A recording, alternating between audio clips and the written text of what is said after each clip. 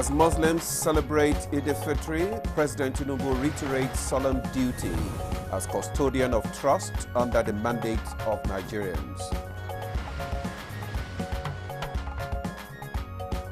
Nigerians re-echo the role of mothers as pillars of the society.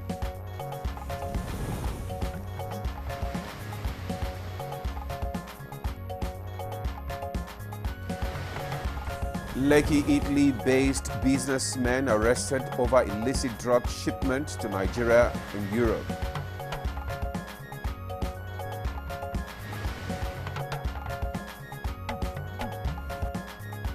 And on Good Morning Nigeria today, we shall discuss the 2025 Eid al-Fitr.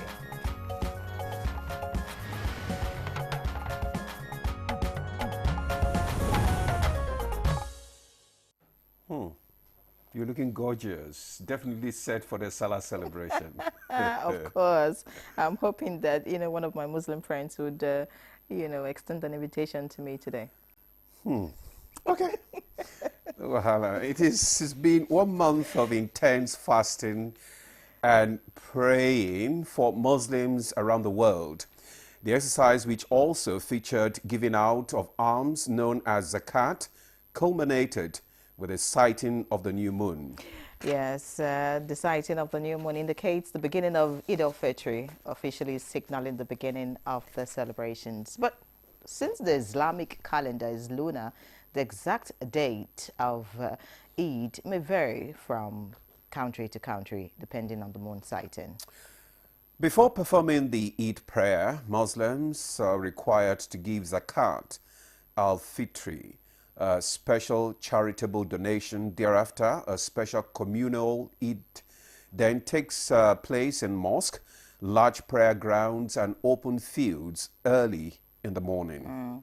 The prayer consists of 2 rakas or units of prayer with additional takbirs, which means saying Allahu Akbar after the prayer. Now, the Imam delivers a sermon reminding worshippers of gratitude, unity, and faith. And faith indeed. And in summary, Eid al-Fitr is a celebration of gratitude, completion, and renewal. It marks the end of Ramadan, a month of fasting, prayer, and self-discipline, where Muslims express their thankfulness to Allah for granting them strength and spiritual purification. And during the celebration of Eid al-Fitr, Muslims wear new clothes, enjoy special meals, and offer prayers, including the Salat al-Eid, to seek blessings for the coming year.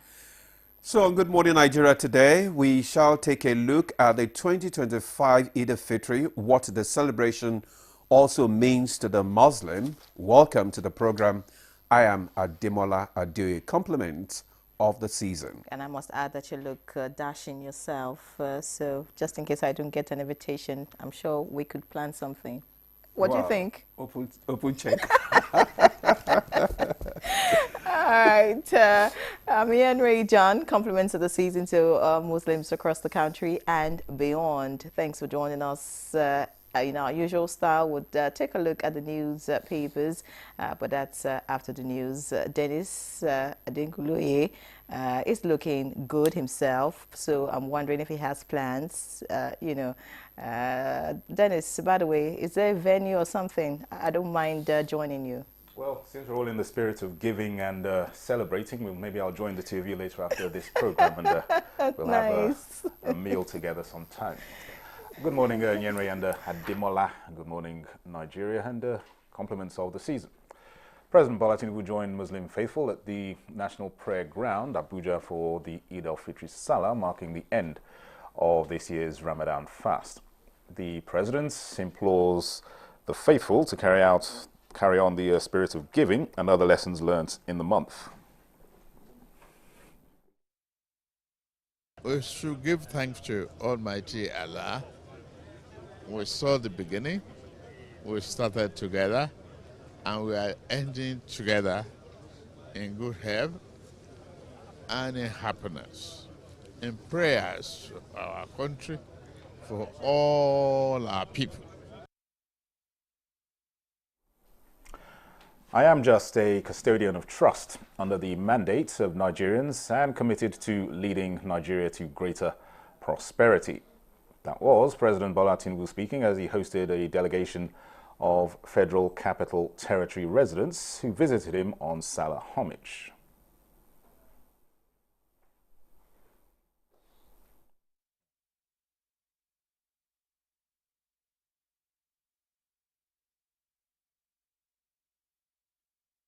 On his 73rd birthday, President Bola Tinubu says he has chosen to continually advance Nigeria's progress for citizens and generations yet to come. What I believe in the cause of retooling our economy and changing the narrative of our nation. President of the Senate, Godswill Akpabio, has felicitated with the Muslim faithful on the occasion of Eid al-Fitr, asking them to pray for the unity of the nation. In a statement, Akpabio said, as Muslims celebrate, they should continue to pray and work for the unity of the nation on this joyous occasion that ushers peace, happiness, and spiritual renewal. He calls on Muslims to remember and uphold the values of compassion, kindness, and generosity that define the spirit of the just concluded Ramadan. And the need to appreciate and honor mothers for their roles as nation builders, the backbone of families, childbearers and nurturers, as well as pillars of society, have been echoed as mothers at the NTA Chapel of Resurrection in Abuja Anglican Communion celebrated 2025 Mother's Day.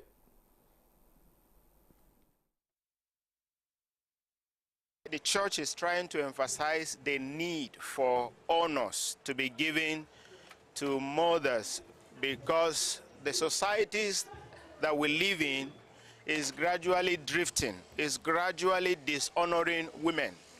And we all know that women are the reason for our existence. President Bola Tinubu has appointed Dr. Ibrahim Yahaya Oloriegbe as chairman of the National Health Insurance Authority, NHIA. A statement by the special advisor to the president on information and strategy, Bayo Onanuga, indicates that the appointments of the former senator representing Kwara Central will be for an initial term of 4 years. It adds that the appointments took effect on March 11th, 2025. Operatives of the National Drug Law Enforcement Agency, NDLEA, have arrested a Lekki-based businessman and proprietor of Damil Leon's Takeout, Arokodari Damil Ebenezer, in connection with the shipment of 60 parcels of Loud, a strong strain of cannabis from the USA, to Nigeria. The 43-year-old businessman was arrested at Bay Lounge, Admiralty Way, Lekki area of Lagos, where he conducts his illicit drug business, on Monday, 24th March 2025, while he was expecting to take delivery of his latest drug consignment. His arrest followed the seizure of his cargo that arrived Nigeria in 7 big cartons at a logistics company in Lagos on the 12th of March by NDLEA operatives of the Directorate of Operations and General Investigation. Well, that's the news at this time. Good morning, Nigeria continues after the break with Yenre and Ademola.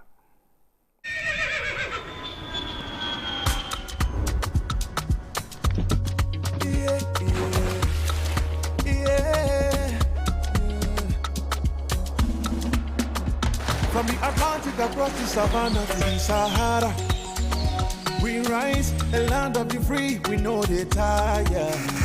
We dream great, our spirit is undying. Resilient, rooted like palm tree. We swear in color, with undying demand.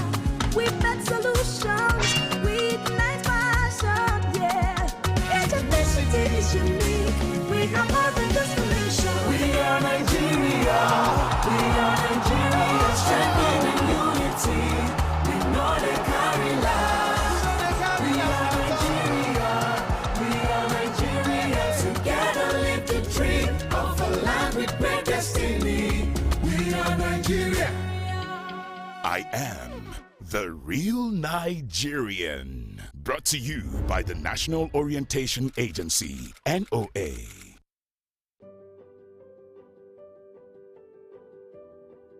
Have you heard the news? The federal government of Nigeria, through its direct benefit transfer program, has started the disbursement of 75,000 naira per household in 3 installments of 25,000, 25,000, 25,000 naira. Each recipient must have a validated national identification number, NIN, to receive the payment on behalf of their household members. To benefit, your household must be in the National Social Register of Poor and Vulnerable Households in Nigeria. The federal government's direct benefit transfer program is helping to reduce the effect of suffering while promoting financial and economic inclusion for the poor and vulnerable population in Nigeria. Afam Bogeneka, Ebim Nagara Dimawa Village, Abuja, Nazo Afeba. So Esom Nandi register na NSR government register with my NIN. So government wears them ATM card. Nji we worth 25,000 naira 3 times. And ega hayam kita baru mulu na dem. Eji megoro makamihe. Jikweru mehendozo. Thank you. This message is brought to you by the Federal Ministry of Information and National Orientation, Federal Ministry of Humanitarian Affairs and Poverty Reduction, in collaboration with the National Social Investment Programs Agency, National Social Safety Net's Coordinating Office, and the National Cash Transfer Office. In the heat of the summer, Okada seats feel like hot plates. How do I cope with this heat? And how do I cope with that bad odor? By staying 5 degrees cooler. Body odor is caused by germs, and on hot days, the sweating and the odor are more. That's why you need to get the new improved Dettol Cool soap, which offers up to 5 degrees instant cooling sensation and protects you from 99.9% odor-causing germs.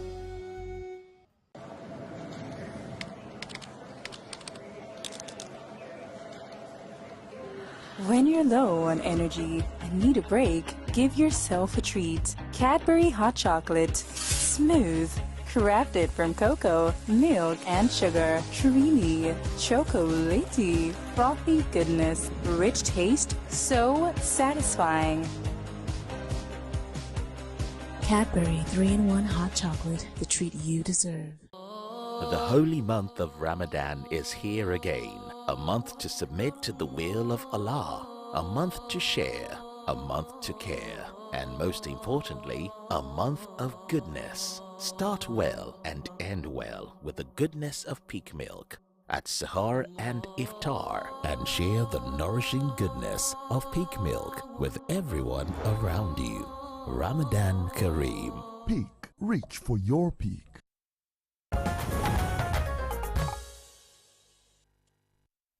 Thanks for staying with us. You're still on to Good Morning Nigeria on the network service of the NTA. Up next is Newspaper Review. Stay with us.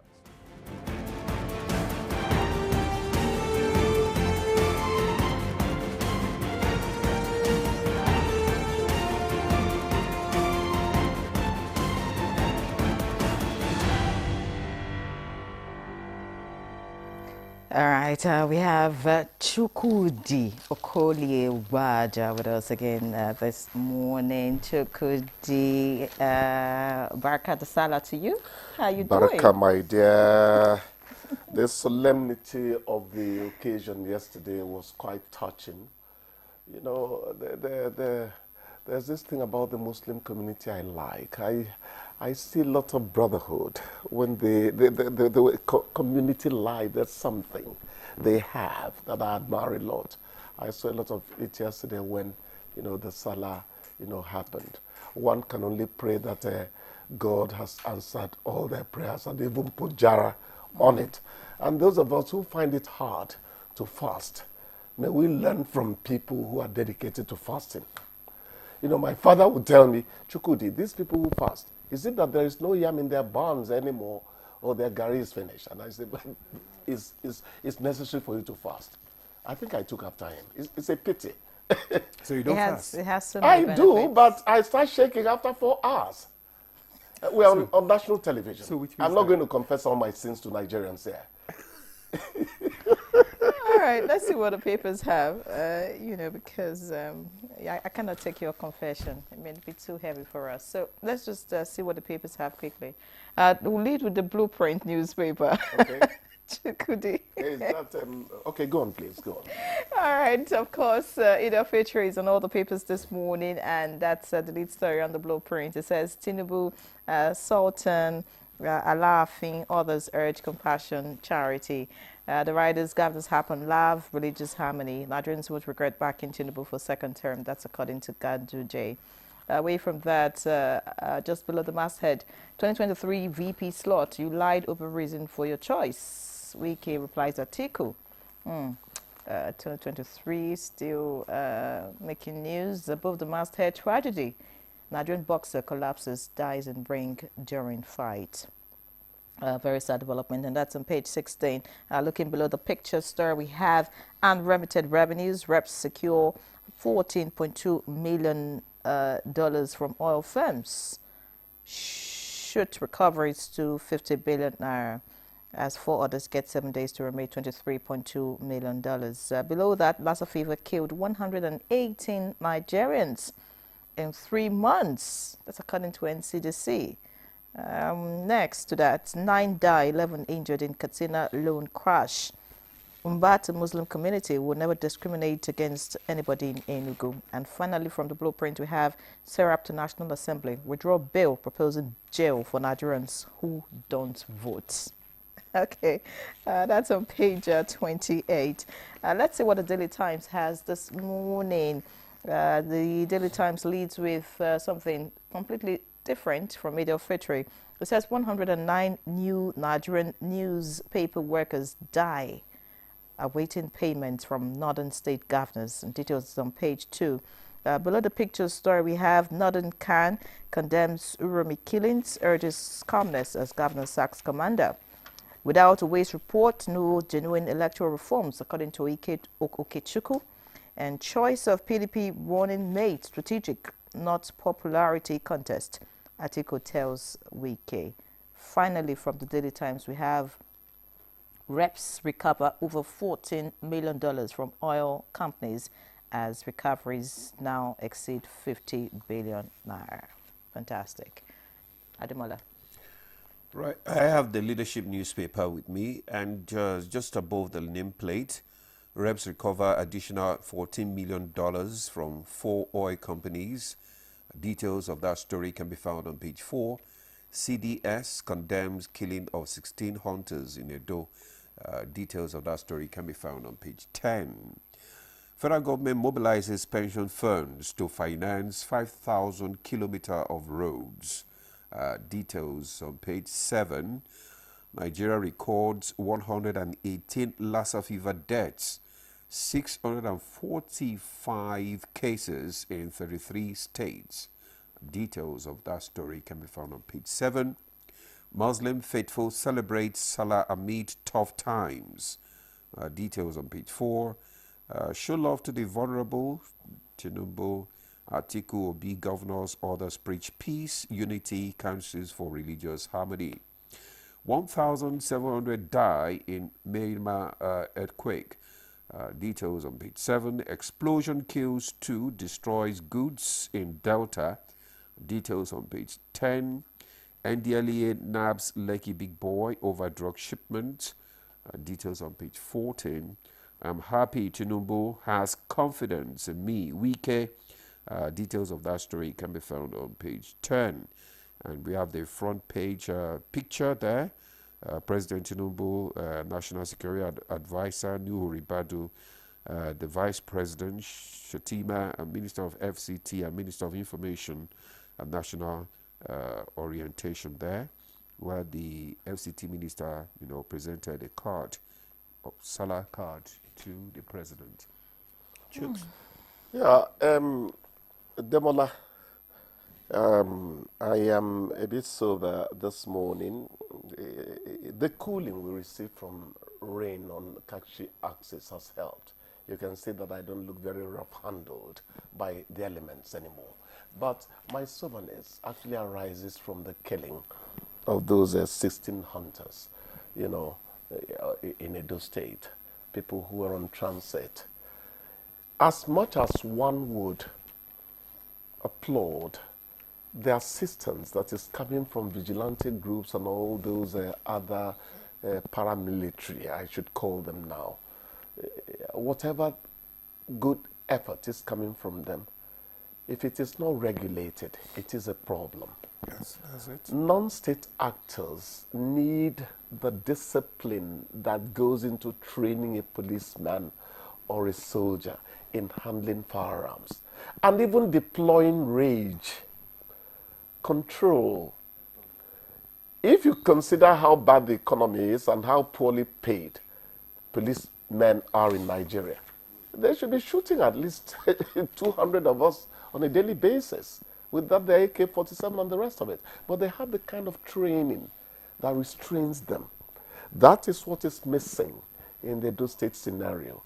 So you have to caution people, however good your intentions towards vigilance, however good it is, you must exercise restraint in responding to whatever perceived threats are in the environment. It's a most unfortunate incident. Yes. And I'm very happy that the Edo State authorities are saying, fish them out, get the people who did this. It is very sad. The sanctity of human life is very important. You remember those days they would say you take a robbery suspect to hospital, or rather, doctors would not treat you if they didn't know what caused your gunshot wounds. Even now they tell you, treat him. He's a human being. Even if he's a robbery suspect, we'll handle it from there. That is how much the sanctity of life should be respected in this country. But bloodletting, in fact, sometimes I'd say, God, I hope Nigeria is not going through a spiritual problem. A lot of blood has flowed on our streets. It's a big shame. Those of us who believe in God, those of us who believe in faith, sometimes we tell you that your problems could be spiritual. We have to be careful. We are not stashing up more spiritual problems for this country. How can you just kill people that way? It doesn't make sense. Let them please get these people and tell them that is not how to live. It's not the wild, wild west. It is not. Just like you said, it's important for them to be trained. You know, this is one of the issues that were raised, you know, when they were talking about this issue of vigilantes and all that. Yes. This issue of jungle justice and not going through the proper channel. It's unfortunate, really, really unfortunate. We just hope that things like this will not reoccur, you know, in future. They are very important. They are. The police will tell you these people are helping us. But they need to work closely with official security agencies, because they will tell you what the rules of engagement are. Very important rules of engagement. Even in war, your enemy, you should not shoot him when he has raised his hands. These are things they obey, you know. It's really unfortunate. All right. Of course, away from that, you know, sad story, looking at other stories here, we must, you know, talk about the messages during Eid al-Fitr. Yes. We hope that, you know, all Nigerians, not just Muslims, would imbibe the message of Eid al-Fitr. Like you already mentioned, fasting itself, you know, being patient to go through hunger, you know, dealing... It's a tall order. Honestly, and sometimes you have food, but you just can't eat, and you know, all of that. So I mean, charity, compassion, love, the message. A matron that retired from a hospital on my access said the beauty of it was at the end of each day's fast, the way people will bring coolers of food. Look, that camaraderie, that community life. I mentioned it when I started. Exactly. Let us extend that compassion to all Nigerians in every facet of life. The Englishman will tell you, have a heart. True. And do you know that when they break the fast, it's not limited to only Muslims. Exactly. Even if you are not a Muslim, you can partake of the yeah. That is how it should be. Yeah. Because I did actually. You did? I was taking... Yeah, you look partially well fed. You took some of So I always target 7 o'clock. So I have been sober. Now you want to set him on one. Now there is this issue. To our Muslim brothers and sisters. Federal government mobilizes pension funds for finance to finance 5,000 kilometers of roads. No problem with that, but please, the money should be go refunded to those people. Where you saw the new Nigeria 109 new Nigerian newspaper workers die awaiting payments from northern governors. That is it. I don't know why the paper was particularly mentioning northern governors. The governors could cite paucity of funds or lack of it, but the insistence on our part is that a worker deserves his wages. Exactly. Don't joke with it. And the retiree deserves his pension. People think the sins in the world are only adultery, fornication, lying, dishonesty. When you don't give a man what he needs to feed his wife and children. Thank you. Your priorities matter. Thank you, Chooks. You're committing a sin. Thank you, Chooks. Thank you. I thought you would say Pastor Chukwu. All right, we'll take a break now. The Good Morning Nigeria continues after this break. Stay with us. The Nigerian national flag represents our country's history, culture, and identity. It was designed in 1959. The colors are Emerald Green 2.0, which represents agriculture, and Immaculate White represents unity and peace. Know how to handle our flag. Illuminate the environment or don't fly the flag overnight. Do not fly a dirty or tattered flag. Take such flag to the nearest National Orientation Agency office for proper disposal and replacement. The national flag can only be flown at half-mast on the directive of the federal government. The national flag must be flown at the same or higher height when displayed alongside other flags. Don't burn or allow the national flag to fall on the ground. Do not print, decorate, modify, or insert the coat of arms on the flag. Our national heroes are not buried with the flag. They are honored by presenting it to their next of kin during interment. Respect our national flag. Be a real Nigerian. This message was brought to you by the National Orientation Agency, NOA. The new Happic sachets. It has a thick formula, so all you need is just one sachet for your toilet bowl. It gives 10 times better cleaning and big savings too. Wow, Helen! Sparkling clean toilet with Happic sachet. In the heat of the summer, Okada seats feel like hot plates. How do I cope with this heat? And how do I cope with that bad odor? By staying 5 degrees cooler. Body odor is caused by germs, and on hot days, the sweating and the odor are more. That's why you need to get the new improved Dettol Cool soap, which offers up to 5 degrees instant cooling sensation and protects you from 99.9% odor-causing germs. Our major currency unit is the Naira, while the minor unit is the Kobo. They are both in notes and coins. The Naira is more than just a medium of exchange. It bears the images of our heroes. So, stop abusing the Naira. It is a criminal offense to spray the Naira at events. Stop stepping on the Naira. It's not your enemy. Do not squeeze, ruffle, or write on the Naira. Handling the Naira with dirty or oily hands can deface the Naira. Love the Naira as you love yourself. Be a real Nigerian. Do not abuse the Naira. Nigeria is perched on a treasure trove of solid minerals. Gold, coal, tantalum, tin, but none is more critical to our future or the world's future like lithium. Let's talk about illegal mining operations. What is our strategy?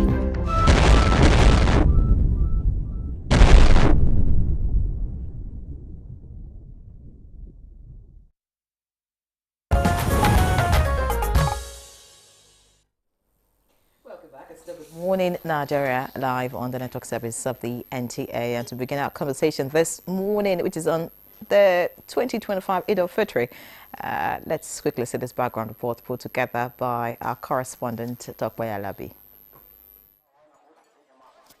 Eid al-Fitr, or the Feast of the Breaking of Fasts, is one of the most important Islamic holidays, a time for gratitude, generosity and togetherness as Muslims come together to celebrate their faith, share happiness and strengthen bonds with family and friends after successfully completing the Ramadan fast. Eid al-Fitr lasts for 3 days, beginning on the first day of Shawwal upon the sighting of the moon. Unlike Ramadan, when fasting is obligatory, fasting on Eid is prohibited, emphasizing the importance of celebration and gratitude. The festival is filled with prayers, charity, feasting, and joyous gatherings. You have to show your gratitude to Allah who allow you to fast, because many have gone. But you, alhamdulillah, you have fasted, then you have to show your gratitude. So that is why that Salah day was earmarked for Muslims to come out and celebrate. A special communal prayer takes place in mosques, large prayer grounds, or open fields early in the morning, consisting of 2 rakah or units of prayer with additional takbirs saying Allahu Akbar, with the Imam delivering a sermon or khutbah afterwards, reminding worshippers of gratitude, unity, and faith. Ramadan has taught us that let us hit the ground and start running. You felt the hunger like any other person who is hungry will feel. You felt the thirst, but you had self-discipline and self-control. So that discipline should continue even after Ramadan. Assisting others in need should continue because we have been there. We felt what they felt. It isn't just about new clothes and good food. It's a day of immense spiritual blessings. However, many people celebrate without realizing the hidden rewards Allah has placed in this special occasion. We should now start practicing what we have been taught during Ramadan. We should share. So whatever you have now, share it to your fellow women, particularly the women and the needy. The period of Eid al-Fitr provides an opportunity for Muslims to reflect on their faith, strengthen their spiritual connection with Allah, and strive for a more righteous life. Thank you, Tokwe, for that background report. It's actually a season for sober reflection. Thank you. And now we have in our studios our guest to discuss on the 2025 Eid al-Fitr celebration. We have in the studio Dr. Musa Olaofe, Chief Imam Ansarudeen Society of Nigeria. Dr. Olaofe, you are welcome to Good Morning Nigeria. Thank you very much. Good morning. All right. Also joining us here is Ustaz Yahya Garba Al-Yolawi, is the Chief Imam, Area 10 Jumaat Mosque. Ustaz, you are welcome. Thank you. God bless you. And still with us here for the conversation is architect Abdullah Musa Pen Abdul, an Islamic cleric. Many thanks for joining us. Thank you. All right, and yes, we have a woman as one of our guests this morning, looking radiant, Dr. Rashida Sadiq, an educator and a life coach. Baraka da Salah to you. Thank you very much. Thanks for having me. Welcome. All right, let's start with the Chief Imam of Ansarudeen Society of Nigeria, Dr. Musa Olaofe.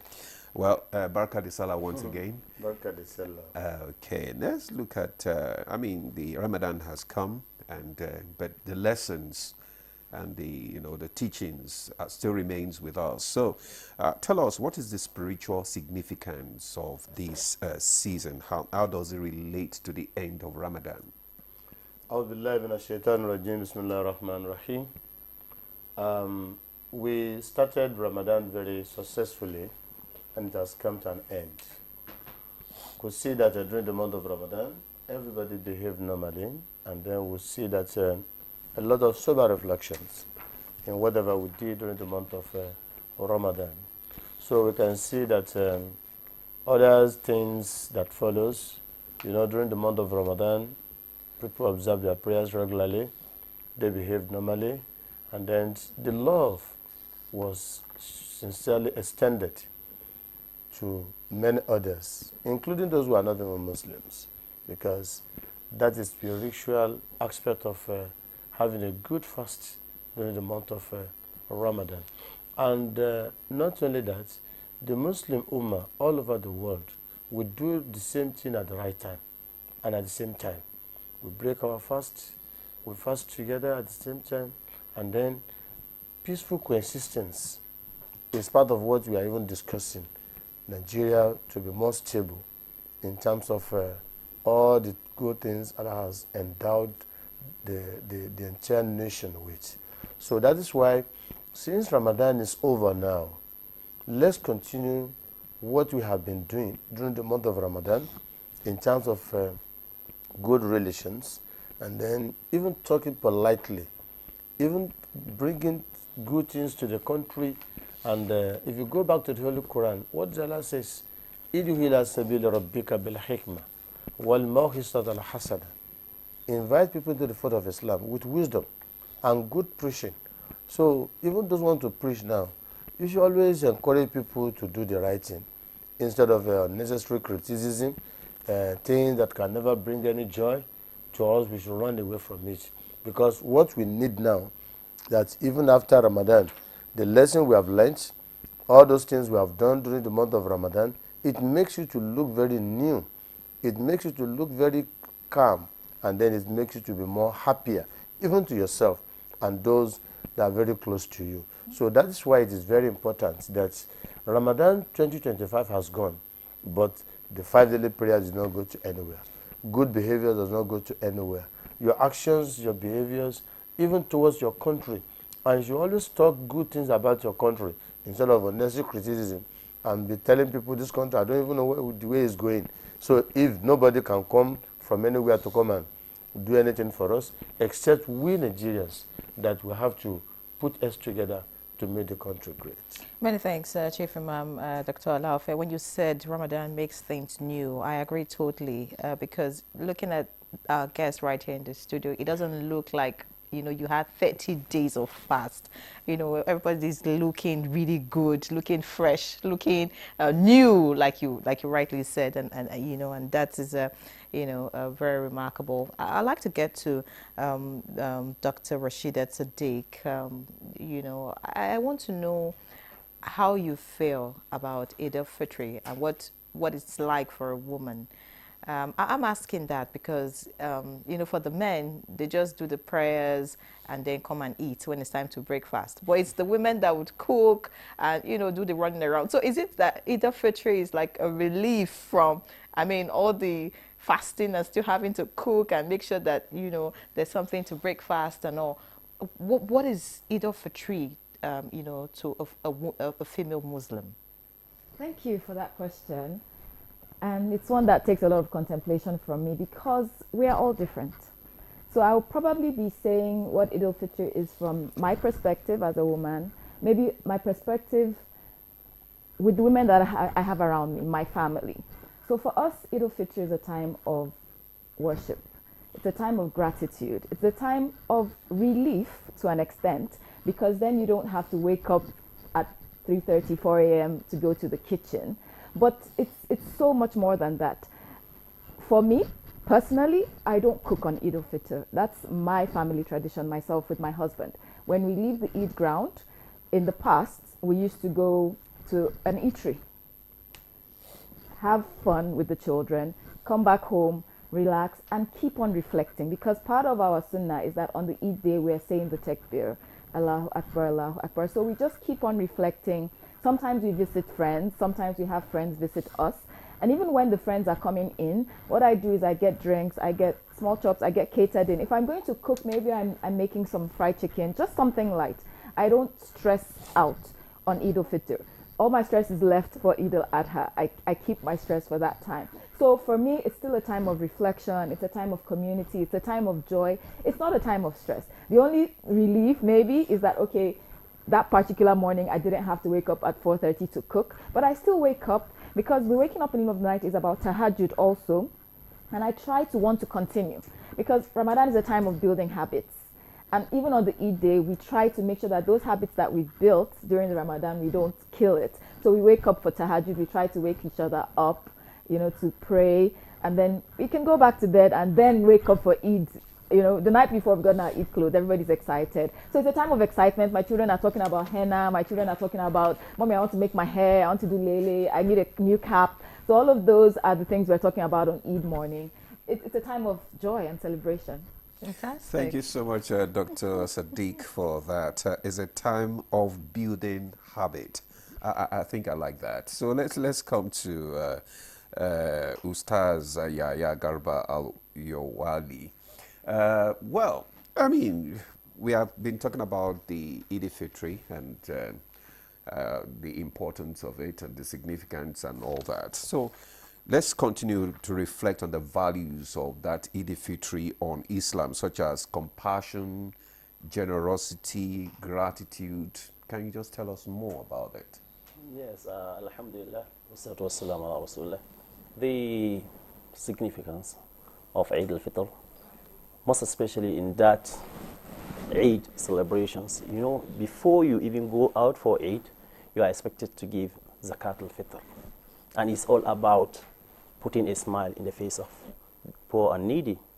Because as you are preparing for Eid celebrations, someone is thinking of what to eat. It's a very good lessons there for we to put aside our comfort zone to make sure that we put a smile in the face of others. This is one. Secondly, and you also is the, an opportunity. Maybe you have committed 1 or 2 sins, you have told 2 or 3 lies. So the essence of giving that one, some scholars says, is because you can be get some expiations of your minor sins and will uphold your fasting to the next level. So what we are saying, the another thing that one need to learn and to uphold is about organizing yourself. A very silent point there. You can see in Ramadan we have time for everything. You need to plan. Planning in your life is very key. Organizing your time, organizing your life is very key if we really want to develop and grow as individual as well as in the nation, as the nation. So we can see there is time for tafsir, there is time for tarawih, there is time for iftar, also time for sahur. Likewise, when you come, there is time for itikaf. So even the Eid also, and even the giving of that Zakat al-Fitr has time. If you do it after Eid, it is not accepted as Zakat al-Fitr. You are just giving any other sadaqah. But you need to give it out before going for Eid, or let's say a night. Is it possible not to have Zakat al-Fitr? I'm just thinking, if you don't perform that act, which is given to those in need, is there any consequence of that? You see, when they say something is encouraged, and they say you have fasted 29 or 30 days, and they say this thing can perfect your fasting, can you afford to miss it? So it is sunnah mu'akkada. But is it not possible not to have, to be able to give at all? Thank you. They say when you have a qut yawmun wa layla, when you have a 24 hours, or let's say 48 hours, this thing, what you can eat, you are entitled to give out. So when you don't have, then la yukallifullahu nafsan illa wus'aha. You don't need to stress yourself or to borrow or to steal to give out. But as long as you have what is surplus, you are expected to give. And some scholars, they narrow it down to yawmun wa layla. That is 24 hours and 1 day and 1 day hour. So that is the only thing. But some are in thinking that no, you need to have more than that. But that is the minimum of what you can give as a Muslim who want to give, and it is compulsory. He says, "Yajib ala kulli Muslim wa Muslima." It is compulsory as long as you can afford. Irrespective of age.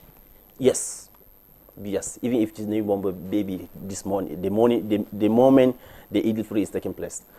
So that is how it is. Okay, the parents will give on behalf. Yes, okay. On behalf of all the family members. Still now under you. Fantastic. Many thanks. Architect Musa, I'd like to hear from you, you know, what Eid means to you. Because, you know, I'm saying this as a spiritual journey. It's personal to everyone. What the Chief Imam might have gotten from this year's Eid might be different from what he felt last year. And, you know, same for you, differently. What was 2025 Ramadan like for you? And what's been the difference, really, you know, looking at this Eid al-Fitr, Ramadan, you know, compared to previous years that you have, you know, engaged in this practice? Well, Bismillah ar-Rahman ar-Rahim. The personal experiences, especially on a spiritual journey, sometimes are left to be personal because you don't want them to be tainted with the possibility of show-off or anything. But generally, the experience is that the more Allah gives us opportunity to live, the more we realize the importance of those opportunities, so that we can now harness the opportunities and do the righteous deeds that we failed to do previously. So for this Ramadan, as it's expected of every Muslim, that during the month of Ramadan, you are expected to be in your best behavior, because it's just like one of the presenters said, it's a training session.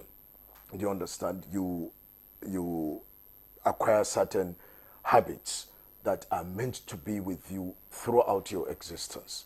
So for the experience to be worthwhile, you need to put in more effort. And to collaborate, what Imam said, you know, is the organization, your ability to take mastery of the time that Allah subhanahu wa ta'ala has given to you. And then it reminds you generally of the purpose of existence. So, مَا خَلَقْتُ الْجِنَّ وَالْإِنسَ إِلَّا لِيَعْبُدُونَ, I have not created jinn and mankind except that they should worship me. And if we are meant to worship Allah, and then Ramadan gave us the opportunity to organize our lives in a spiritual form, in a way that at each time we're thinking of the next act of worship. Like she said, early in the morning you are already awake. That act of eating sahur is an act of ibadah. And then you're thinking of tahajjud, and then you're thinking of your Quranic recitation, you're thinking of going for the Islamic lessons, the tafsir of the Quran and other things. So it's a whole thing of a spiritual regimentary, something that you are meant to be organized and take mastery of your time.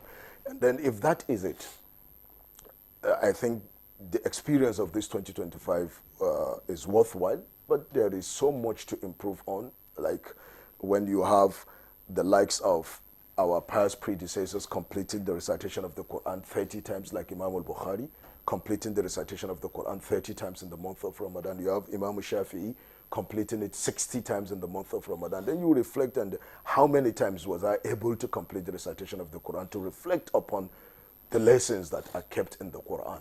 Now, it's left for us to compare it with what some pious predecessors have done. And then, you know, it's an opportunity again to start yearning for the next Ramadan, because you now feel that, yeah, I could have done this, I could have done. That is the life of a believer. A believer should always, a nafsul lawama, a self-reproaching soul, a soul that will say, I should have done this, I should have done more of this, I shouldn't have done this, I shouldn't. And that should be the reflecting moment. And then like for Eid itself generally, I think it's always a good experience that you come together and the Muslims are coming out to show gratitude to Allah subhanahu wa ta'ala, and then to also celebrate the end of Ramadan, and then we've been prohibited to fast on that particular day.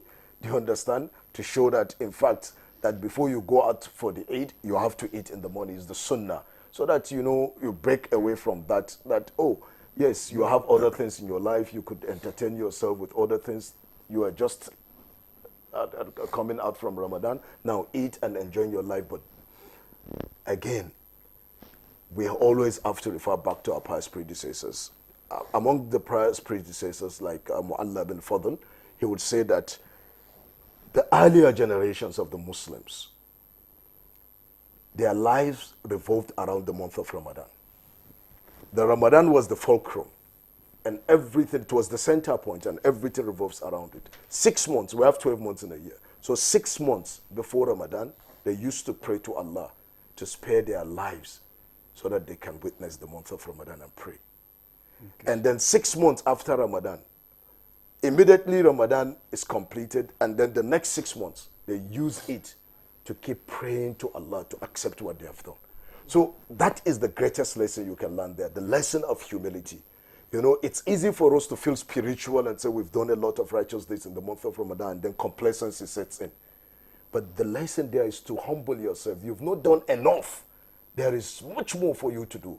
And so even after doing all of those things, you come out on the day of Eid, and then you are praying to Allah. Abdullah ibn Mas'ud, on the day of Eid, we are celebrating. And then on the day of Eid, he will come. He's one of the companions of the Prophet. And on the day of Eid, he will say to people, who is it that his deeds have been accepted so that we can congratulate him? And who is it that hasn't gotten his deeds accepted so that we can sympathize with him? So this is their mindset. You know, it's a whole lot of spiritual journey. It's a whole lot of spiritual journey. Just like you said, it's like a phase. You are entering into another phase now. Well, thank you so much, Architect Musa, for that. We've talked about the importance of this Ramadan now. We are reflecting on it. And let's engage you, Ustaz, because we gathered that you will soon be leaving us for another assignment. What is the process actually involved in ushering in the Eid al-Fitr? Okay. You see, the first thing, the Eid al-Fitr can be actualized through two ways. Okay. Either by seeing the new Hilal, that is the first day, that is Shawwal, by 29th day, as we witness this 2025 Ramadan fast. So, or by completing the 30 days of Ramadan, in case of not seeing any crescent. So now, as it has been actualized or announced by the authority, constituted authority, Muslim constituted authority, now the takbirat will start from that time. Allahu Akbar, Allahu Akbar, La ilaha illallah, Allahu Akbar, Allahu Akbar, Wallahi alhamd. You are expected to keep on saying it throughout the night till the morning, till you are in the Eid ground.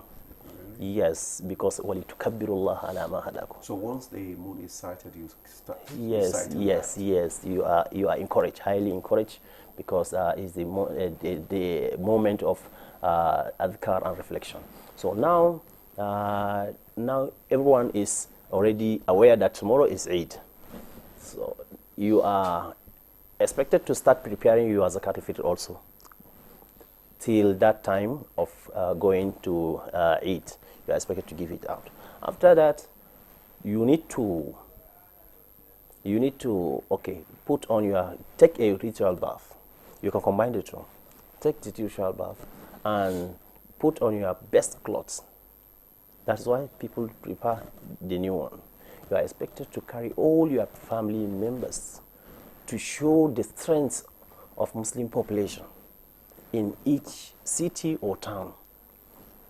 And as you are going out, you are also to keep on chanting the takbirat.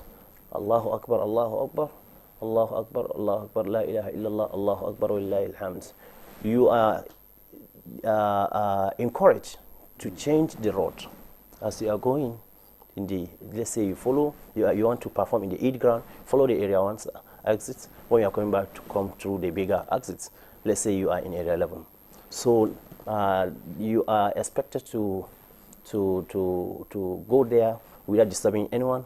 There is no azan or ikama. You go peacefully. You are expected to carry all your family members, including the women that are not praying, they are in their menses. So when you carry them, they are not to pray, but they will witness and share the joy, love, and everything. You can see how people, you don't know anyone, but because you don't know people, this thing, but you come and stay. There is no difference between the rich or the poor. I can see yesterday I saw something very good. A minister sitting down with one who is worker in the mosque. I said, this one is Islam. So it shows equality. It shows humility. It's teaching somebody to feel that he is equal. Then immediately after the 2 rakat, you just turn to your left and say, Eidukum barak taqabbalallahu minna minkum, regardless of who is with your this thing. You are congratulating him, telling him that I wish you a blessed Eid celebrations. Taqabbalallahu minna minkum. May Allah accept it from you and from us. This is what you continue to say it and spread this thing, these congratulations messages.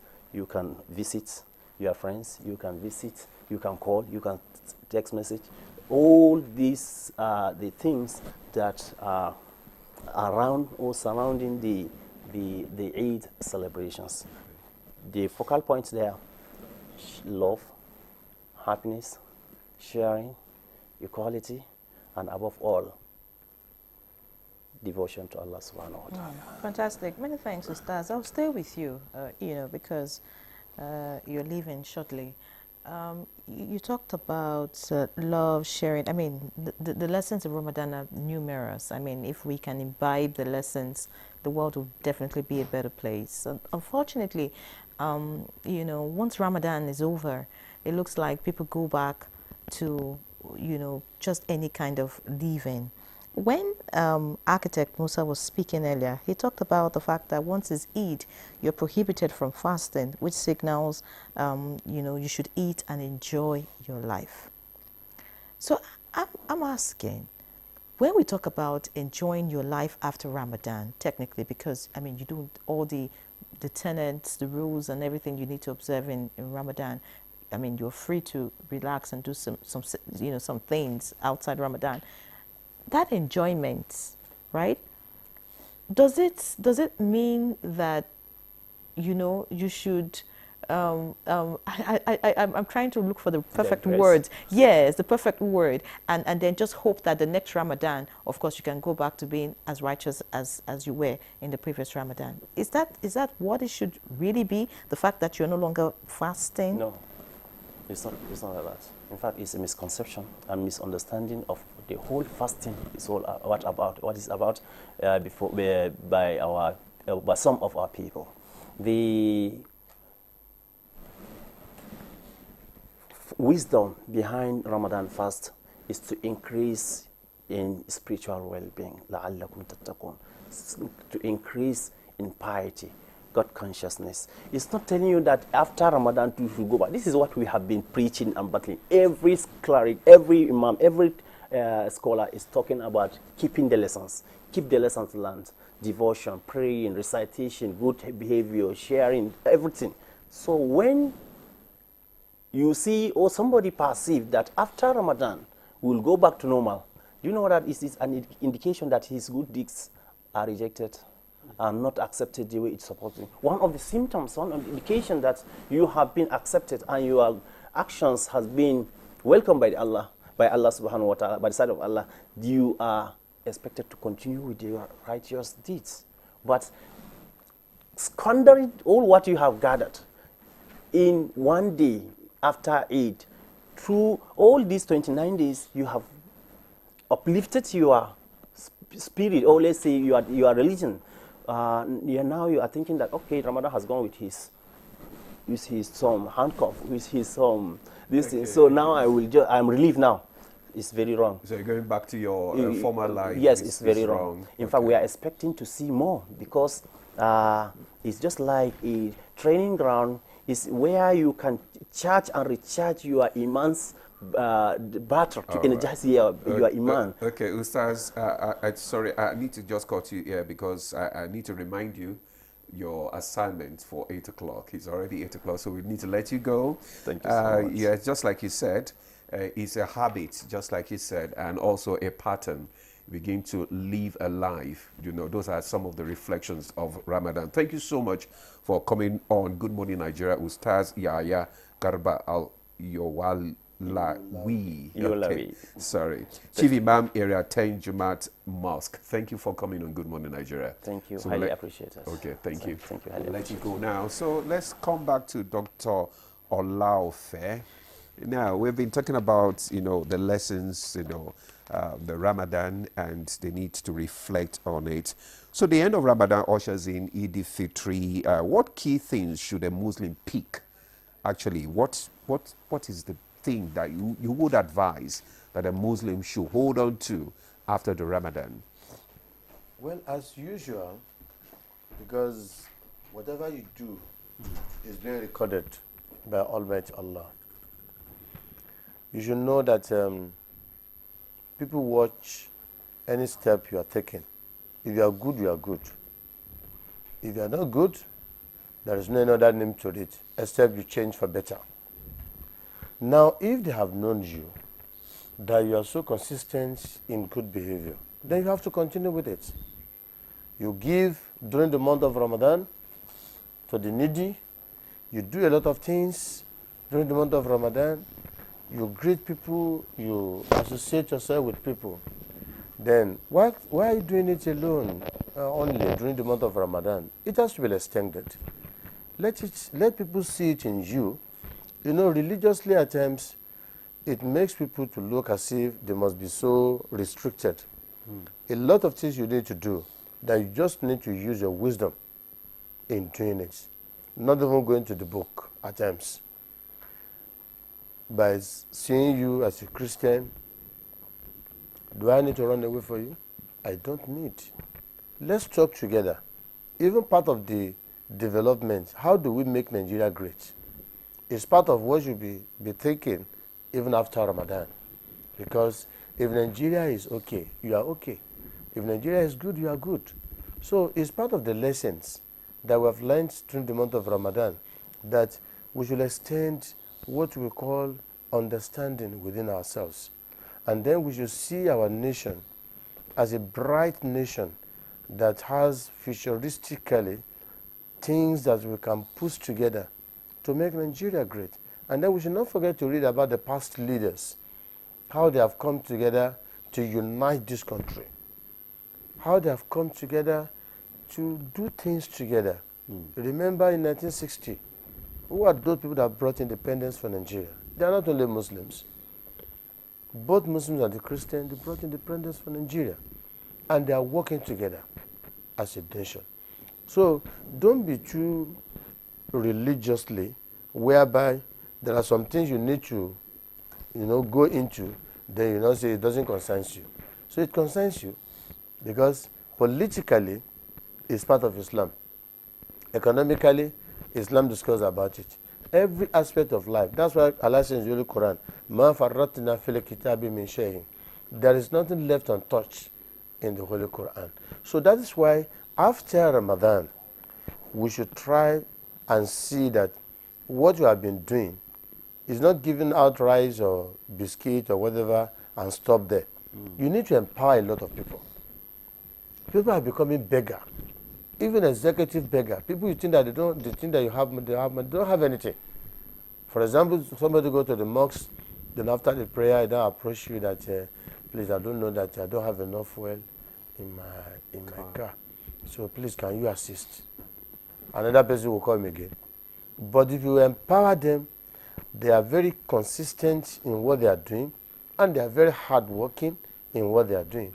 It will be very difficult for anybody to beg, because they are ready to stand on their own. But if you allow them, if you give during the month of Ramadan and then you stop there, then the same problem will still come back to you. Like Zakatul Fitri is quite different from Zakat. Zakat is whereby you give out money to empower people. Zakatul Fitri is, the end of Ramadan, give out maize, give out this, and then let them go and eat. It's not only food, it's not only eating that can solve problems. There are a lot of things. You can call a friend, come, what are you doing for a living? I've been seeing you for the past 3 years. I don't see any changes in you. Do you think your business is moving? In which area can I come in so that we can be able to work together? Because I'm glad that you have said this, but looking at leadership in this country and in relation with the lessons of Ramadan and what Eid al-Fitr brings, would you say that there's a deliberate effort, by leaders, irrespective of, whether federal, whether the subnationals, there's a deliberate effort, to imbibe these teachings of Islam in the way we're being led in the country? You see, our leaders, you cannot blame all of them at the same time, because it is not that they are not doing, but if they are doing and you are ready to comply with them is another thing. They give out money, they empower people, and those that they empowered, are they ready to, continuity matters in whatever they do. Leaders, they are there to lead you. For example, now we have President Ahmed Bola Tinubu, who is our leader, our president of Nigeria. There are a lot of programs where we are seeing that empowerment, let us do this student loan, board, this and that. How do we, removing of subsidy, take money back to the states? governors, so that they can be able to carry out a lot of things in their different states. It's now left to the leaders of those states to make sure that things are moving on fine. If things are not moving on fine, they would take them responsible. So because the leaders in the top, they have done their best. It's not left for them to think that others who are suffering, how do we remove this poverty? How do we cannot, you cannot eradicate poverty. You can only alleviate it, because poverty stands on its own if you are ready to remain in poverty. So, but if our leaders can be so consistent and they are ready to work the way Mr. President is working, you know, he's not stingy. He wants everybody to make it. He always says something. When you are there, let others enjoy you, not only you and your family. I can remember that statement in one program we made with Mr. President, that if you are making it, then don't think of only your family. Others, let them benefit from you. Because with that one, you see that sense of being a good leader is already exhibited by Mr. President. So our leaders need to do a lot in such a way that the masses are suffering, we agree. But do we reach out to them and find out what are they really doing for their living? So entrepreneurship is very important. Those who are in the university, you can graduate now and say that you want to start working under government. How much are they giving you? But if you plan very well, that, okay, let me be working with them and then stand on my own and be doing another thing entirely when I don't go to work, then you see that the spirit, the spirit of the Ramadan will come in immediately. That our Malams told us that we should be very hardworking, we should do this and that. Then with this one now, you have made a lot of impact to remove a lot of poverty from people, instead of leaving them just like that. Giving somebody one mudu, giving somebody a bag of rice, giving somebody this thing cannot solve any problem until you have time to sit down with them and listen to how they can find a lasting solution to the problems already on ground. Thank you very much, Dr. Olaofe. There is need for maybe empowerment, just like you said, which is very, very important. All right, let's bring in Dr. Sadiq to this again to conversation. We are looking at the roles of the Eid al-Fitr right now, probably in promoting, unity and solidarity, amongst not only the Muslims but amongst other people. Okay, so Eid al-Fitr is, I think, a very good example of how we can have unity. At the Eid prayer, we go to, ideally, the outskirts of the town, village, or city to meet with every member of the community. And one of those earlier speakers did talk about the fact that there's no difference between a rich or poor. I don't ask if the person sitting next to me is Yoruba or Bagi or Hausa. There's that unity. And we are happy together. You see that shared joy. And the wonderful thing about celebrations is that everybody wants to be happy. So there's that opportunity to share that sense of community outside of just the Muslim Ummah, even to the neighbors that may be non-Muslims. And it happens a lot. It might be a joke that your neighbor says, Hajia, I'm coming for Salah. But the neighbor may not be so comfortable to come on his or her own. But because they've given you that outreach, what does it take for you to send something to that neighbor? I'm celebrating, I'd like you to share my joy with me.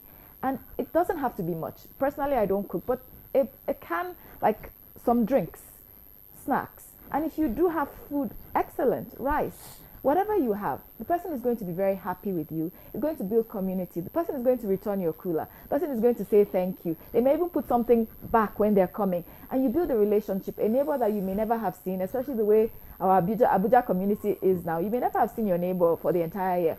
But if you send something to that neighbor, this neighbor is going to feel a sense of camaraderie. There's going to be a relationship, a rapport that is built. You may never be tight friends, but they know that you don't mean them any harm. So we start to form community in that way. You can, take things, you can go with your friends to visit. Your neighbors can come to visit you. It's really a very good opportunity to build community, to build unity, to show that we are one.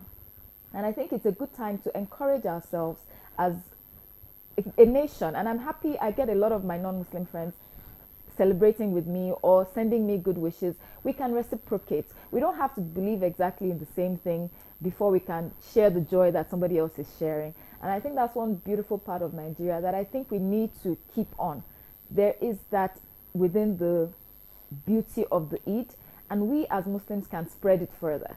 We can extend it, and it's not too late. We can share the love today. If we were not able to share the love yesterday, we can still share it tomorrow. It's a public holiday, so we can send to our non-Muslim friends. We can invite them over to our places. And I'm on that to list, share with by them. the way. Please, you're welcome. You can we see can I'm even dressed go for together. You're dressed for it. You're dressed for it. So I'm dressed for the treat go already. To my house together, and today I can cook. Because, you know, sometimes that Eid day, I don't want to stress myself. But the second day of Eid, yes, I can cook. So you can come and you'll enjoy my cooking. Thank you so much. Yes. You are settled. Yes, I'm very settled. No, yes. I did hear you were planning to organize something. We can go to yours first, and then we'll come to my house. Dr. Sadiq, that's political. Anyways, you know, I like the way you have spoken, but I'm thinking about the children in all of this. Society is changing. Social media, the effect of social media, peer pressure, and you know, trends are a bit different. I'm just thinking, how does this celebration, how does Ramadan, Eid al-Fitr, help shape the coming generation? You know, away from, I mean, all that we get to see happening in the Western world and what the social media, you know, brings to bear. Social media is a blessing and a menace, and we are all aware.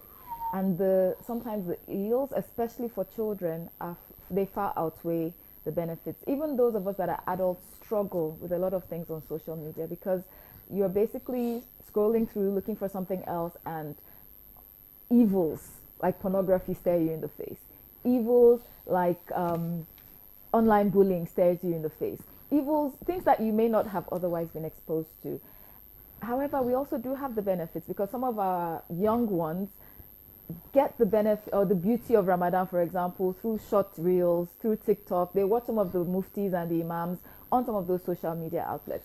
So for me, it's about early on getting them the right values. If they get the right values, then they can guide themselves.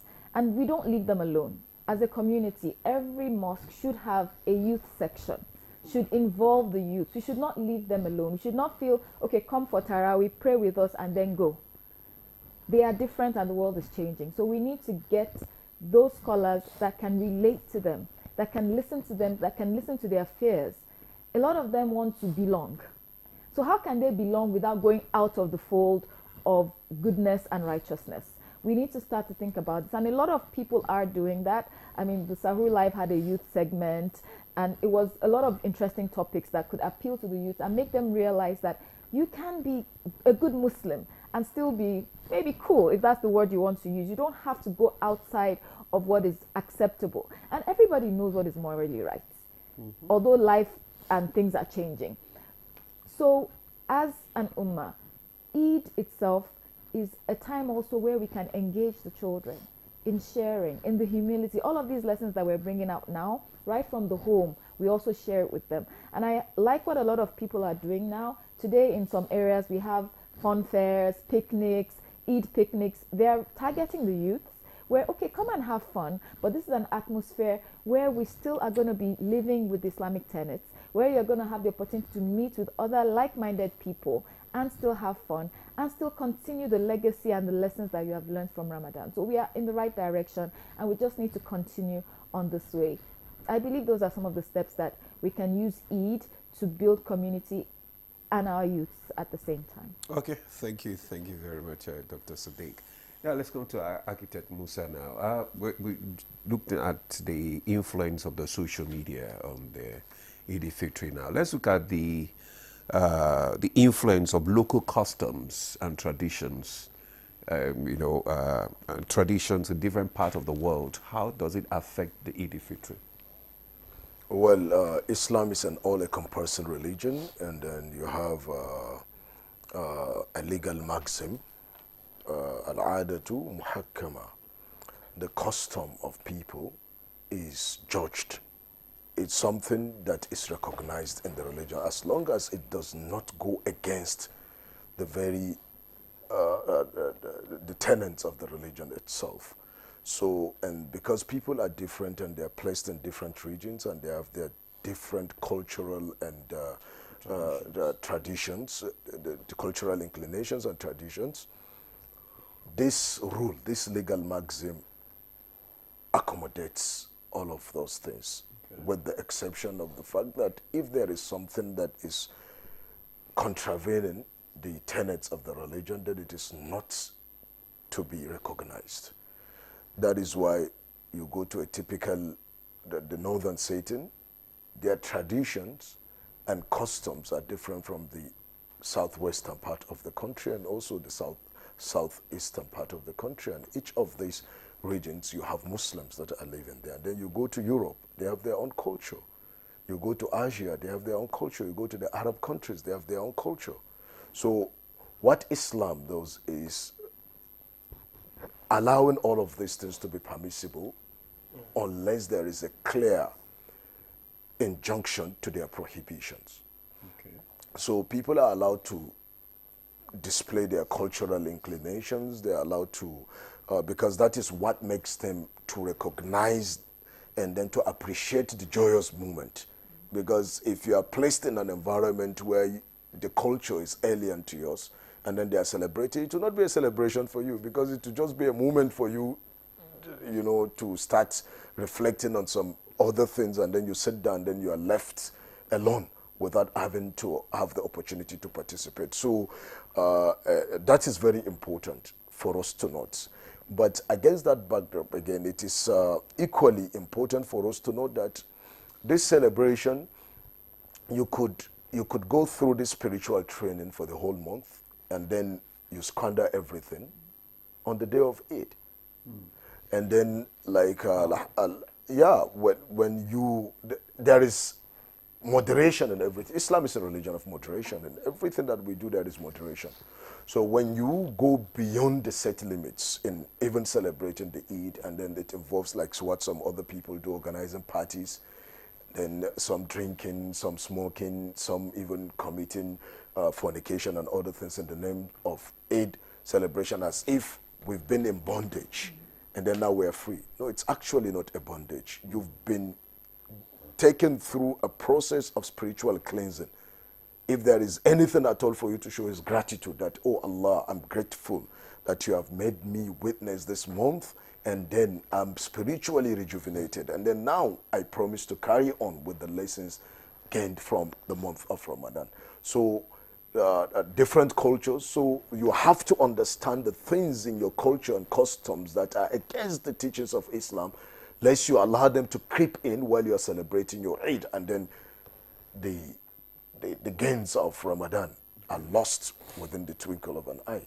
So it's very important that the clerics draw the attention of people to this, and then parents also, it's very important to guide the children to a worthy celebration that will be within the tenets of Islam. Islam is not anti-social.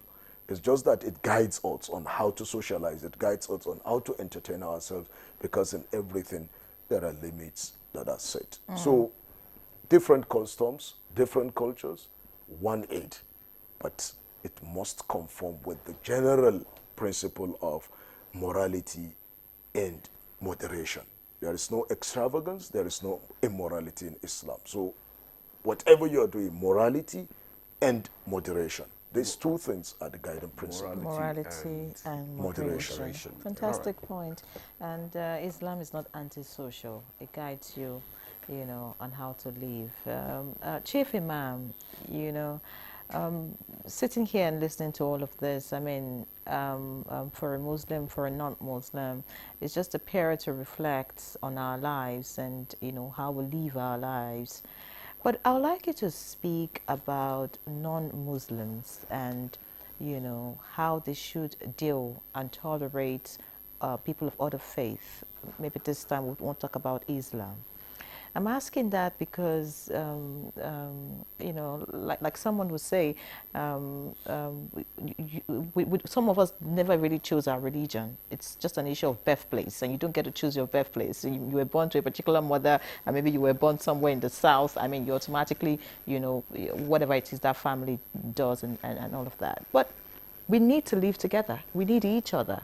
All right. So what would be the teaching? What would be your message to non-Muslims on how they should tolerate people of other faith and you know, deal with them?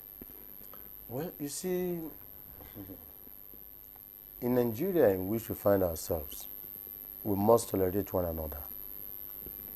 In Southwest that I come from, like when the Christians are celebrating Christmas, irrespective of religion you belong to as a Muslim, you do go there. That was when we are very young. And when it is time for Salah like this, they will come. But the whole thing just changed. Maybe because of people just key in deeply into religion and carry it on their head. And why do I say that? The Muslims and the Christians, they should work together to make themselves happy within themselves. Now, as a Muslim, your best friend can even be a Christian, so that you do things together. Your mode of worship can be so different, but morality, understanding, educationally wise, and some other things you have acquired in your schools, they need to reflect in your life, so that that understanding will be there. When you come to religion, lakum dinukum waliya din. Go and observe your own. Let me go and observe my own. It doesn't bring any crisis. But we look at ourselves in Nigeria, unless we are not ready to say the truth, as enemy to one another. The Muslims, the Christians, let them come together. And that's why we have NIREC. We have religious interfaith. They have been doing it several times. But does that change anything? That's the question we need to be asking ourselves. Personally, you should be asking yourself, who are your mechanics that normally repair your cars for you? Are they all Muslims? The pilot that carry you from here to Lagos, are they all Muslims?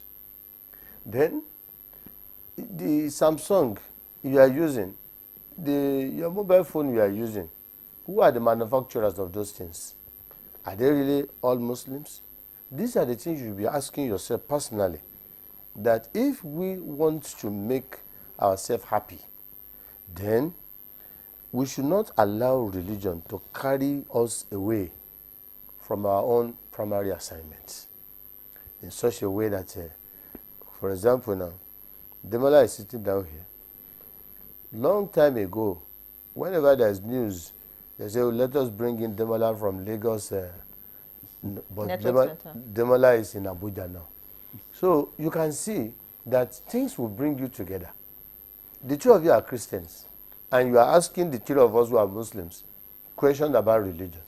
If you hate Islam, you will not sit down yourself and look for somebody who asks these people questions. I'm not interested. But you are exhibiting that maturity, the love, understanding, that we are one as far as Islam is concerned. We are one as far as this country is concerned.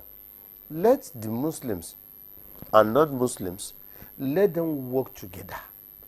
When in terms of development, they should work together. In terms of many other things that can be of benefit to themselves, they should work together. So if it's the issue of religion, let the Christian do their own, let the Muslim do their own, instead of abusing themselves, or unnecessary criticism that can never bring any unity. So these are the areas that we need to take a look into if really we want to live together as one family. So if we can do that, then we'll not have any problem within ourselves. In your community where you stay, the chairman of your community can be Muslim. He can be Christian. For example now, during this, there are a lot of questions that normally come on board, which I don't even really like to key into it. Can the Muslims, when they cook Eid al-Fitr now, can the Christian collect fruit from them? And when it is Christmas, can the Muslim eat with the Christian? What type of question is this? Even the Yakoyo you go to and eat, do you know the people How that do you know? Doctor, how do you know? Do you know You're the a people- prophet. Do you know the people that cook your food? And then you just get a give me food, and then you eat. Okay. So these are the areas that we just need to take a look into. And some Christians will say, no, don't collect ram from them. Oh. It's this Sacrifice. thing. It's a sacrifice. So no, don't do it. Oh. Then all these things, the younger ones, the younger generation who are talented with a lot of a brave and brain, they'll just be looking at it. Are they all together?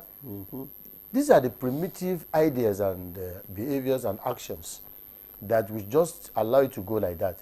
Let's come together as one family.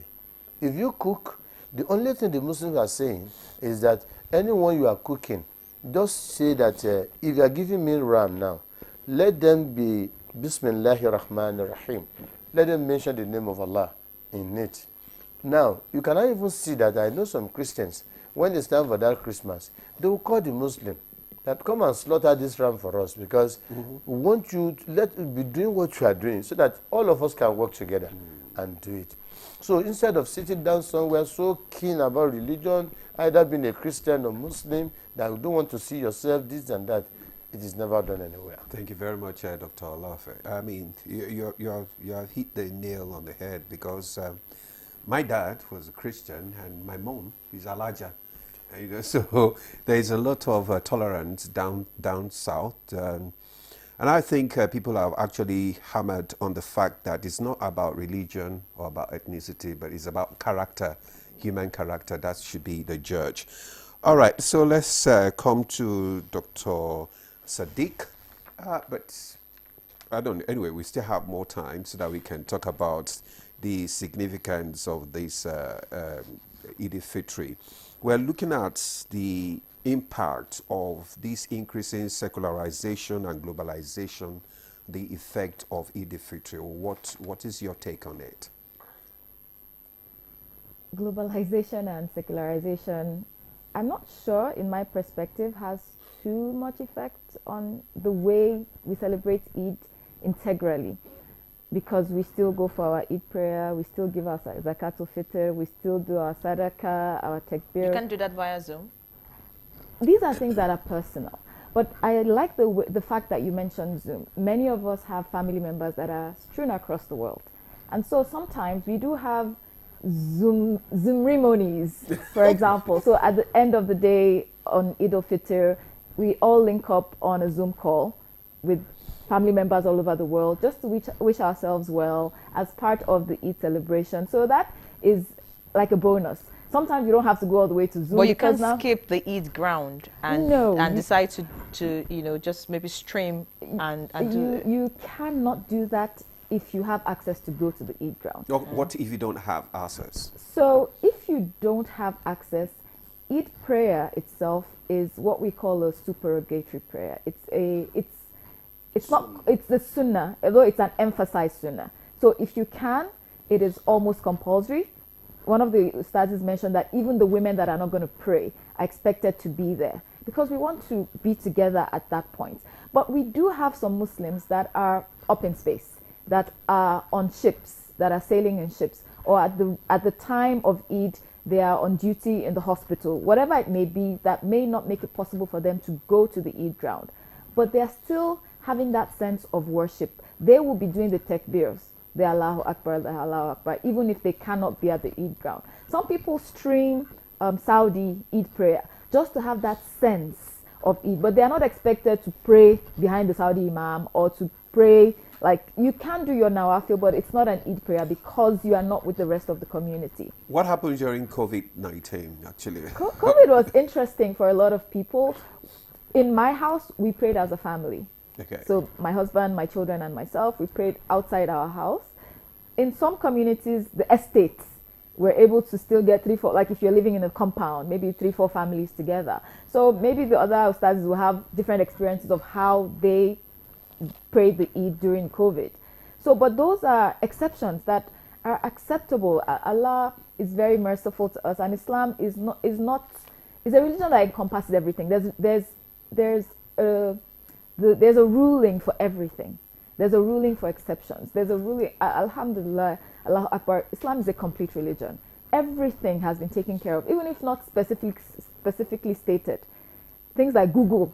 If you look deep into Islam, you will find something, a ruling that you can link to how do we use social media. That's the beauty of Islam. And then we have our scholars that keep on researching and finding things that are, you can use as analogies to what is happening in the modern world, even though it was not there at that time. So not to the Eid itself, not too much has changed or can change because of globalization.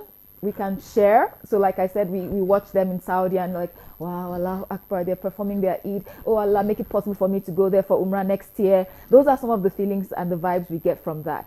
As per secularization, the issue may be the celebrations that some people do after the Eid. And I think a number of the brothers here have spoken about that.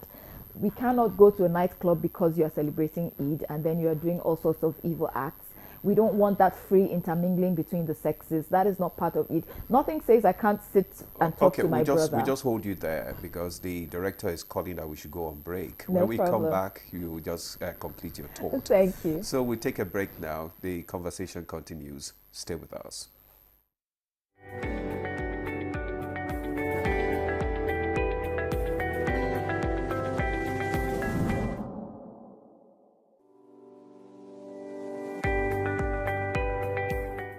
When we think about the digital economy, you can see it as the marketplace for digital goods and services. And increasingly, it's becoming a force to reckon with and an incredible contributor to economic growth because we've seen the growth in technology and digital platforms. Technology has it really permeated every aspect of life and business, the way we live, the way we work. And when we talk about the digital economy, we're really talking about leveraging technology and digital platforms in a powerful way to drive growth, to drive solutions to problems, to drive applications, and to provide services. The digital economy is something that has the potential to help Nigeria leapfrog a lot of its development challenges, right?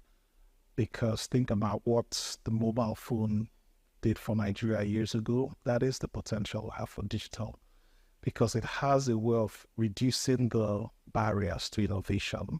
It has a way of being able to transform service delivery, whether it's government's delivery of services or whether it's services in the health system where people can use digital to actually be able to see their patients better. But it takes a lot to realize that potential of digital. The first thing is like every other thing, there's an infrastructure you have to build to be able to make sure that digital economy can thrive. Think of something like, capturing that happens in Nigeria, right? Where you capture, people's biometric when they go for a driver's license, when they go for passports, and each of those are separate things. Largely a system where you're able to streamline that and actually have a platform that exchange biometric information that makes it easier for people to access passports, easier for people to register to vote. But today it's very tough, right? But those are basic infrastructure that needs to be invested in. A lot of it is through government and private sector collaborations to make it happen. If we're looking to accelerate growth in the Nigerian space, we really need to look at enabling the digital economy. That includes providing digital infrastructure, connectivity, because that's the highway, like the highway that everything rides on. We need to think about digital capacity building in terms of the suppliers to the economy and also the consumers within the economy. So a robust digital literacy initiative. The good thing about technology is that, one, it helps you to transcend boundaries. Two, it creates a level playing field, really, because if you create a solution, a technology-based solution that is applicable in this environment, that same technology can be applicable, exported to other environments. And, technology platforms also help drive collaboration, right? When we're thinking about innovation, when we're thinking about business growth, collaboration is an important part of that. So when we think about the impacts with the rest of the world, we find that actually technology platforms are giving us an opportunity to engage more actively, to collaborate, to create partnerships, to even export our knowledge and services for people to engage with all the great things I'm talking about technology and digital platforms. They need access, internet access, broadband access. So we need to make sure that access is more available and affordable for the average user. The most important thing is to think about where you want to go as a country and actually what type of policies are going to help get you there. You know, there are examples of countries who've been able to transform using digital, for example. There are very clear things those countries did to be able to make it happen. So a lot of this, the pathway to be able to solve these problems are not mysterious, right? It takes courage of the policymakers to be able to understudy some of these things and bring in the policies that work to be able to help them.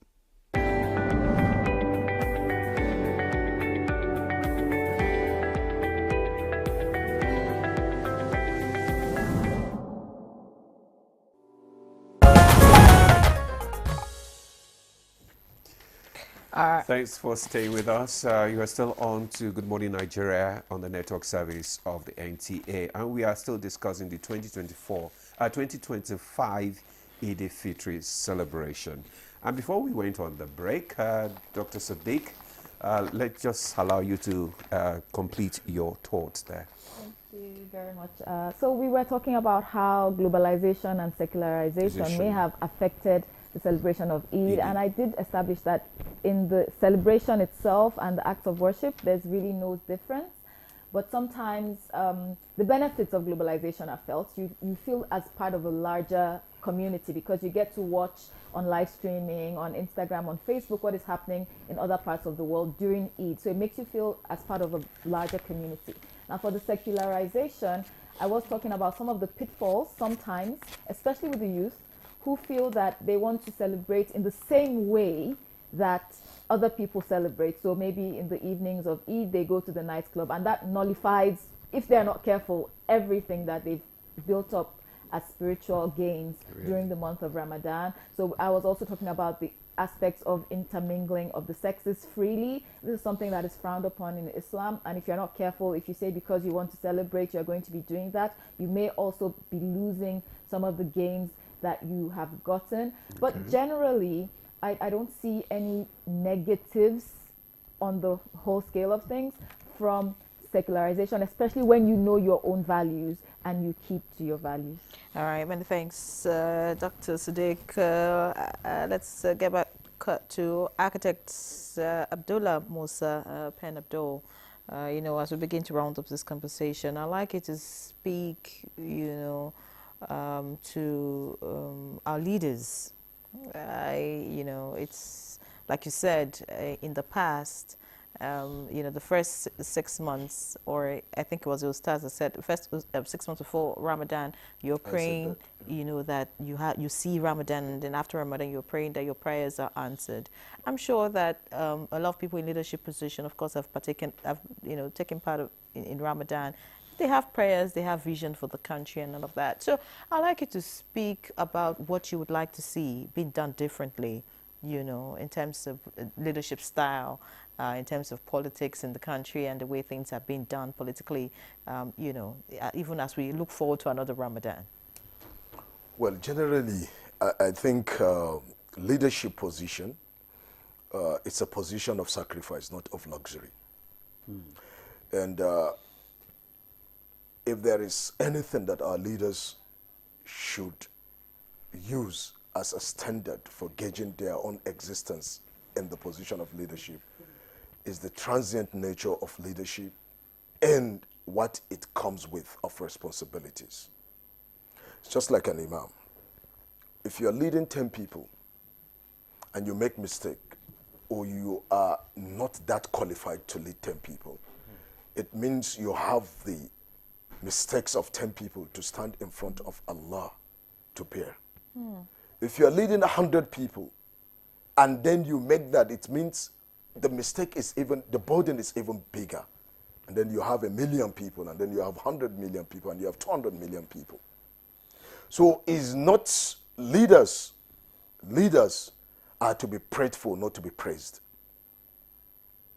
Leaders are to be prayed for, not to be praised. You pray for their success, not praising them because they are not yet successful until they stand in front of Allah, and then they are free to go because you don't know the responsibility they are carrying. And our training as Muslims and adherents of the pristine teaching of Islam is that you don't come out and insult the leaders. You pray for the leaders. And one of the pious predecessors, he said, if there was an assurance for me that one of my prayers will be accepted, that I have only one prayer that God will accept, he said, I will use that opportunity to pray for the reformation of the leaders. That's how they think. That's how leadership is. So I want to assume that our leaders that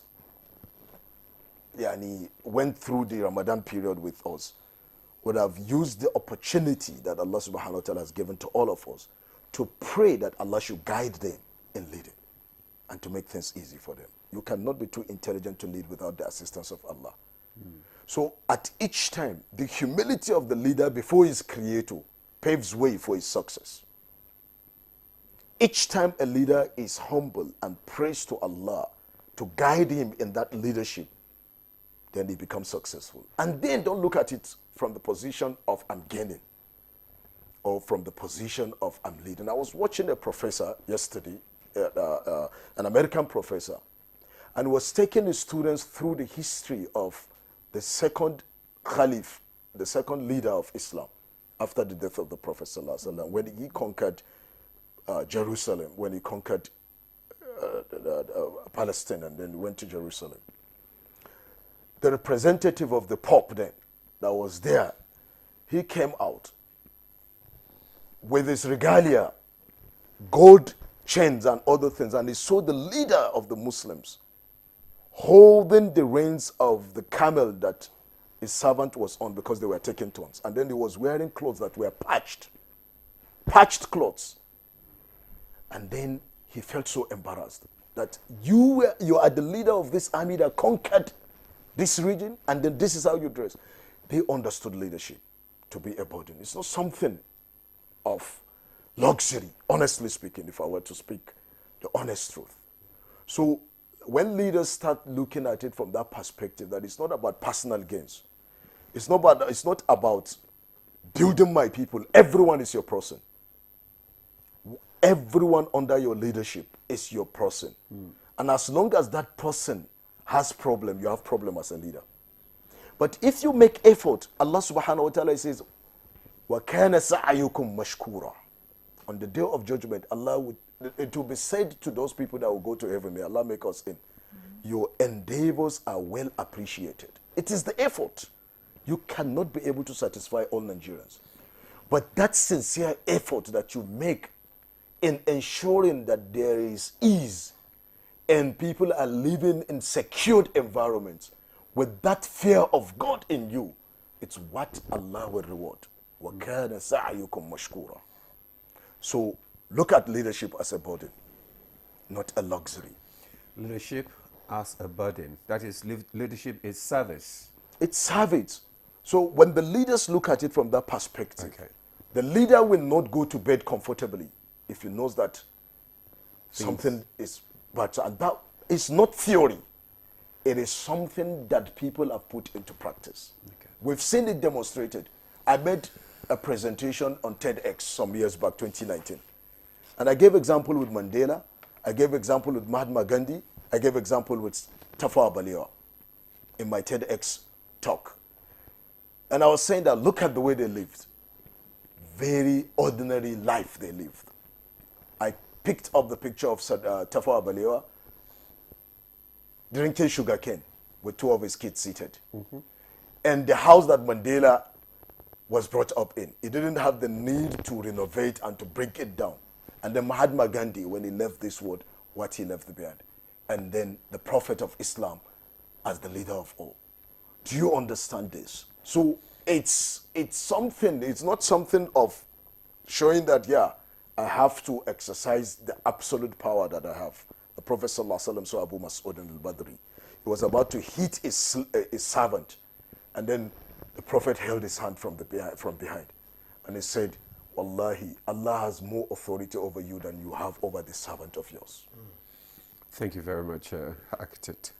Well, Dr. Olaofe, now we're talking about the servant rulership and all that stuff. Now let's talk about the issue of Eid al-Fitr. I was just talking about Eid al-Fitr and the issue of materialism. Because a lot of people during this, celebration, you see them, in that big regalia and all that stuff. What is the balance between spiritual and material aspects, during the Eid al-Fitr? Well, it is very simple. We are advised and encouraged to wear good clothes on Salah day, if you have.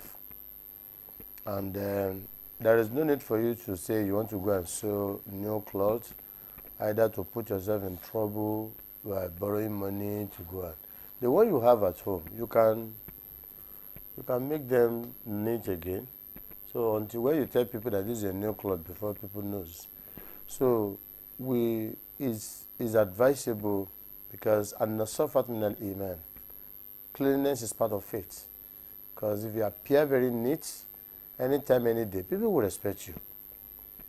And then if you always look so dirty, then that shows whatever religion you belong to, you are not practicing it. For example now, if you want to enter into the mosque to perform either the compulsory prayer or the nawafil, then you must perform ablution. And that's why they said, La salatan liman la wudu allahu. There is no prayer for anybody who does not perform ablution. Like this materialism we are talking about, I want to show off, I want people to see that I'm wearing these big clothes. Even if they don't have the means. means. If they don't have the means, you don't do that. لا يكلف الله نفسا إلا وسعها لها. Allah does not put a burden on anybody. So if whatever you have and you maintain it very well, it's just like having a car.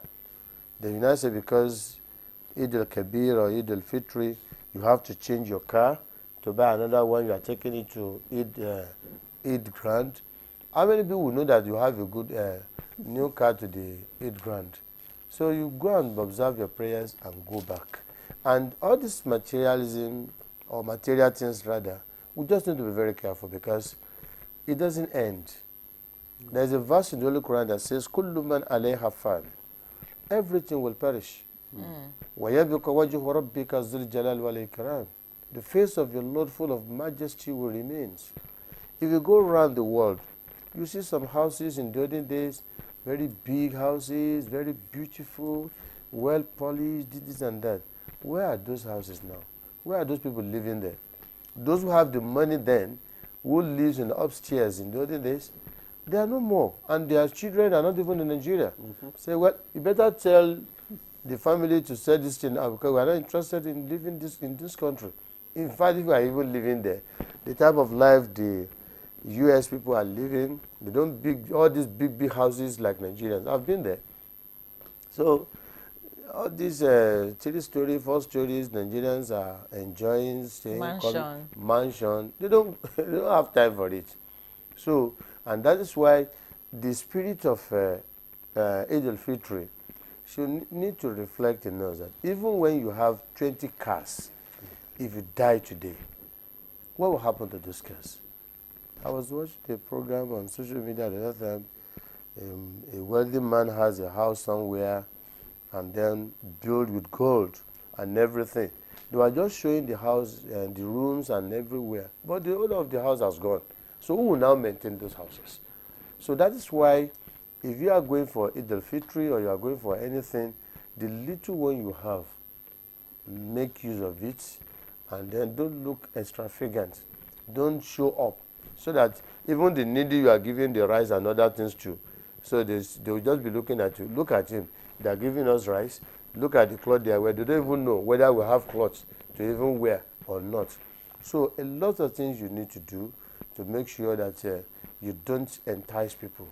You don't let people know that you are there. You know, encourage them. The little you can do for them, do it. And be asking yourself question that even all these things I'm doing, how long will it going to stay? How long is it going to last? Okay. So all these things. Many thanks, Chief Imam Dr. Musa Alaofe. Dr. Rashida Sadiq, my question to you would be, you know, your message to the young people, you know, how they should carry on with their lives as we look forward to another Ramadan next year. And I'd like you to also share your thought about the fact that everything that we do these days is on social media. I don't know if Islam, you said Islam talks about everything. You know, when we give now, we put on the camera when you give. I'm sure there's a Zakat of Fitr. I'm sure many people gave and also put on the camera and said, oh, I gave this woman, you know, 2 cups of rice and all. Is that what it should be? You know, are we supposed to show all that we do? What does Islam say about all of that? All right, thank you very much. I hope I will have enough time, but I want to start with a hadith of Prophet. You will not have enough time. Just in 2 minutes. Okay. Because you're almost running out. So I have 2 minutes, but there is a hadith. I will paraphrase then. Okay, there's a hadith of the Prophet ﷺ that mentioned some people that said and felt they were doing things for the sake of Allah, but they did it to show off. And it was reported that all of those things they did would be rejected from them. So if you are giving out charity and the next thing is for you to put it on social media, oh, see me giving out to the poor, or see me doing this, see me doing that, it is likely that your charity may not be accepted. Wallahu alam. However, in Islam also, there is the place of giving charity publicly, possibly to encourage others to do the same. So what is your intention? And there's a way you do it. There's a way you do it that, you know, shows your humility.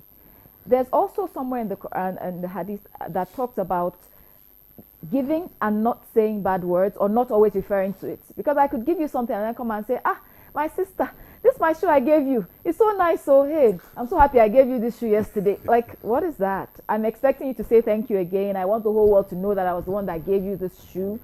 That is nullifying what you've done.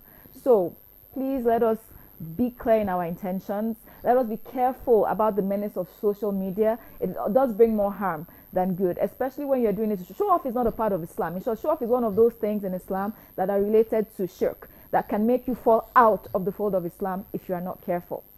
So I have 1 minute more maybe, so I'm going to talk to the youth as you've asked me to talk to the youth.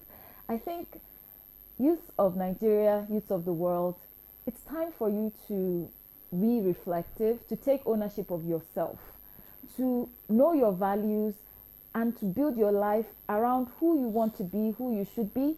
I think it's important that we beware of peer pressure. We beware of social media pressure, of influencer pressure. You can be an influencer. That's what I want to say, and I want everybody to try to be a positive influencer. All right. Thank you. Thank you very much, Dr. Sadiq. Now, finally, let's get your thought on this. What steps can be taken to ensure that the Eid al-Fitr remains a positive impact, you know, in the lives of the people? Well, 30 seconds. We're almost out of time. Okay. I think basically when we do it as it should be done, it will give the needed impact that is expected of it. When people come together to pronounce the greatness of Allah subhanahu wa ta'ala, and then they remind themselves that Allah is great, and then we are all servants of Allah, and then that's realization of our servitude to Allah will always make us put ourselves in the position that we really are in, and then the spirit of sharing love, joy, and giving will be sustained. And then you know that it's not just for that day, it should be something that should be sustained. Whenever Allah gives you, remember those that are below you. Dr. Alaofe, you would round up the conversation for us today. Your final thoughts, maybe in 20 seconds? Well, I just want all of us to always clear our mind and have good intention towards ourselves. And then we should not forget, Nigeria belongs to all of us. Whatever you can do to me, that I'll be very happy do to others. And we should not forget to be very close to our leaders in giving them advices. And they should be very good listeners to reflect and do the needful, because that is the best way they can govern this country. So leaders, they must listen to us, and they should always share from our own difficulties and then experiences, and then they should come to our aid to assist us. So if they have the mind of doing it, we'll be very happy with them. If they're not interested, we'll keep on talking to them. All right. We hope they'll be interested and they would, do the needful. Many thanks, Chief Imam, Dr. Musa Laufe, Chief Imam and Saruddin Society of Nigeria, FCT. It was a pleasure to have you. Thank you. Barka Salah once again. Thank and, of you. course, I'm sure you know that we are all following you for the celebration. Ustaz Yahya Graba Al-Yulawi, he left us, but he did join us in the course of the conversation. And of course, architect Abdullah Musa Pen Abdul, an Islamic cleric, thank you so much for your insights. We appreciate you. Barakat Salah again. And Dr. Rasheedat Sadiq, an educator and life coach, of course. The train doesn't end today. I'm going to be moving from one Muslim friend to the other until the day ends. I hope we'll be able to see you tomorrow or next. No, I'll be too full. I think I would need tomorrow to detoxify. All right, so that's good morning, Nigeria. This Monday, it's a public holiday. Of course, Eid al-Fitr is still being celebrated. Barakat Salah to all our Muslim faithful out there. I'm Ian Ray John. Live it locked on the NTA. And I'm Ademola Adeoye. Do have a wonderful Salah celebration.